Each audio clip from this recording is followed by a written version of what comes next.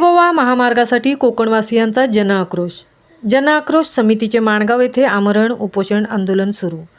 14 वर्षापासून रखडलेला मुंबई-गोवा राष्ट्रीय महामार्ग आणि त्यातच पावसाळ्यात झालेली दुरावस्था याकडे सरकारचे लक्ष केंद्रित करण्याकरता जनआक्रोश समितीने माणगाव येथे आमरण उपोषण आंदोलन सुरू केले आहे।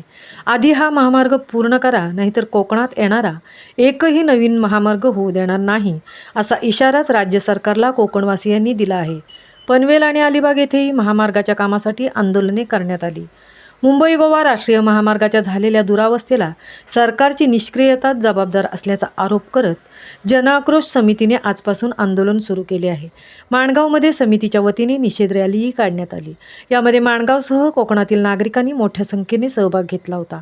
मुंबई-गोवा राष्ट्रीय महामार्गावर निघालेल्या रॅलीमध्ये सरकारच्या निषेधार्थ जोरदार घोषणाबाजी करत महामार्ग रोखून धरण्यात आल्याने काही काळासाठी वाहतूक विस्कळीत झाली होती। मात्र पोलिसांच्या यशस्वी मध्यस्थीनंतर महामार्गावरील आंदोलन स्थगित करत नियोजित जागेवरती आमरण उपोषण सुरू करण्यात आले। हा महामार्ग केव्हा पूर्ण होईल याबाबत खुद्द मुख्यमंत्र्यांकडून लेखी आश्वासन मिळत नाही तोपर्यंत आंदोलन सुरूच राहणार असल्याचा निर्धार व्यक्त करण्यात आला। या महामार्गाच्या दुरावस्थेमुळे झालेल्या अपघातात जे मृत्युमुखी पडले त्यांच्या कुटुंबातील सदस्यांना कसलेही आर्थिक सहाय्य केले जात नाही। अपघातात जखमी झालेल्यांना सहाय्य केले जात नाही, याबाबत तीव्र संताप व्यक्त करण्यात आला। कोकणातील नागरिकांची उपजीविका पर्यटनावरती अवलंबून आहे, मात्र रस्ता खराब असल्याने पर्यटकांनी कोकणाकडे पाठ फिरवली आहे।